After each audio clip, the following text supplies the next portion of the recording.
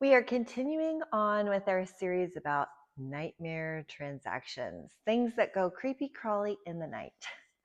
Today, I'm going to talk about appraisals and issues that I've seen over the years when it comes to appraisals. One of the most difficult appraisals I ever had was a time when there were three offers on a property. I had the buyer for this particular transaction.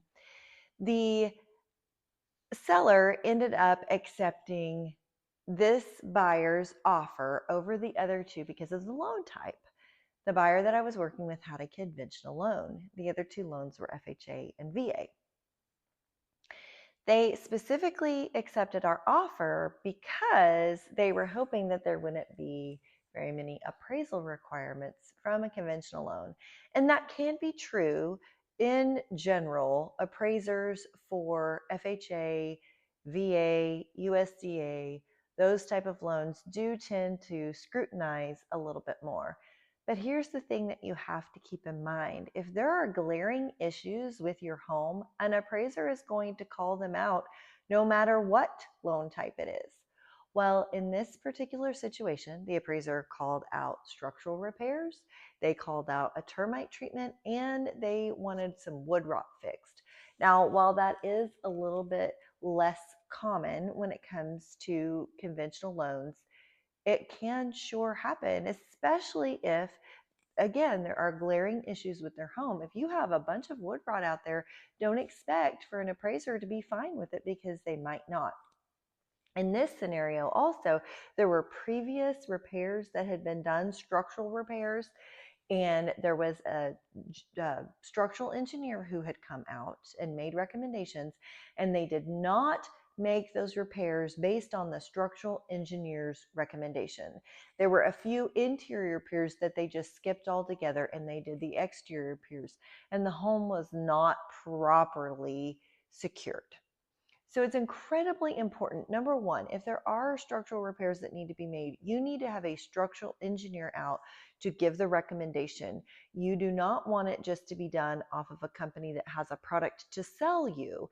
Number two, you want to make sure that everything was done, not only that the structural engineer looked at it, but that the repairs were actually made the correct way. We ended up getting delayed on this transaction by a lot. It was several months. I don't even remember how many. This particular couple were moving from California and they loved this home. They wanted to move forward with it, which at any point in time during the transaction, if these things are going on, there can be different spots where you as the buyer are allowed to walk away and release the contract, still get your earnest money back.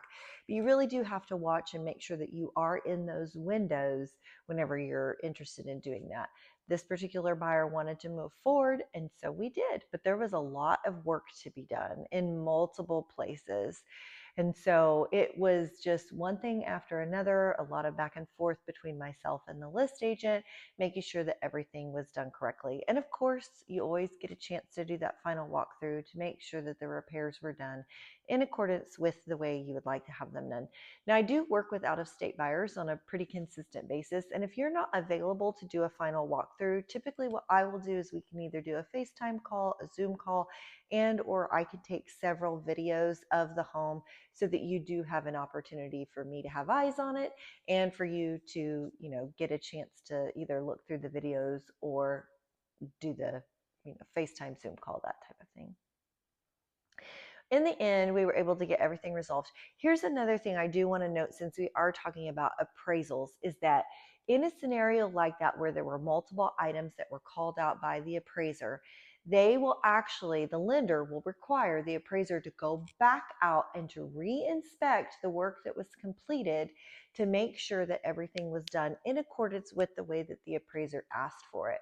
Few things to keep in mind. As the buyer, you will pay for a reinspection that is probably going to run around $200, give or take. Also, we cannot close until that appraiser has cleared everything. Not only do they have to go out to the property, but the file will then be resubmitted to underwriting. The underwriter will take a look at that and they have to sign off of it as well before they are able to issue a clear to close. And it's kind of funny in that particular situation. We had waited so long, and finally, all of the work was done. And the appraiser was in Colorado whenever it was time for him to go do the reinspection. So we actually had to wait for him to get back and delay closing even further in order for him to go out and look at it. But when it comes to appraisals, there can be a lot of boxes to check to make sure that everything is being done correctly. Another scenario that I had with an appraiser is a home that, so we don't have a lot of basements in this area. Our water table is low, and so we just tend to not have very many basements. This home had been built into a hill, so it did have an upstairs level and a downstairs level, and a portion of that was completely underground. So in that particular situation, it was a VA loan, and the appraiser said, I can only count the 2 bedrooms that are above ground. So whenever he was running comps for the property, he could only use 2-bedroom comps. I shouldn't say only. I believe he said at least 2 of his comps had to be at least 2 bedrooms. So in that particular scenario, since it was a VA loan, they did give us the option. They let us know ahead of time that the appraisal was going to come in low, and they asked us as realtors, both myself and the list agent, to provide additional comps to help support the value of the home. So we did do that. And in fact, the appraisal did come in low when everything was all said and done. And so I always tell people when an appraisal comes in low, it's down here, say that your purchase price is up here. You have a few different options. As the seller, they may reduce the price and come down to where they're at with the appraisal, or the buyer can bring extra money to the table to make up the difference. We can meet somewhere in between, or we can decide that we're not going to be able to come to terms and we're going to release this contract.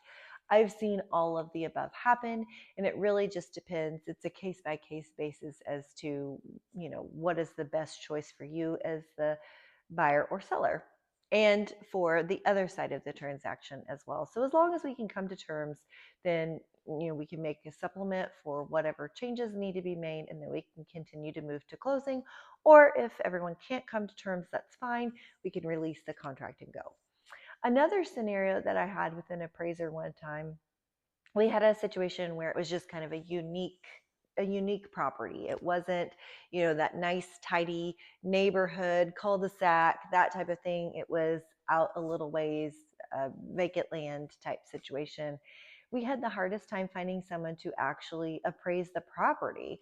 So they had to make changes to the way the appraisal process happened. And now the lender has a pool of appraisers, and they have to actually pick that appraisal up and say, yes, I'm willing to do it for that price. Sometimes too, you'll see the price of the appraisal go up, and it'll depend on how much the appraiser is charging in order to go out and take a look at that property.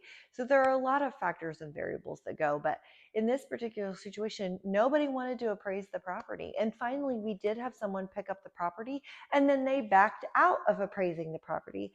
So it did end up causing a delay because we weren't able to move forward with the lender until that appraisal was done. And we did finally get everything resolved, but there was an issue with all of it because we couldn't find an appraiser that wanted to actually appraise the property.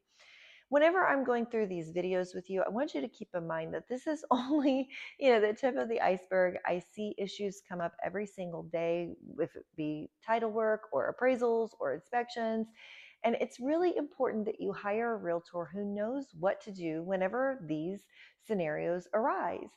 My name is Esther Foley, and I am a local realtor to Owasso. I'm with McGraw Realtors. I would love to help if you're buying or selling a home. Please give me a call or send me a text.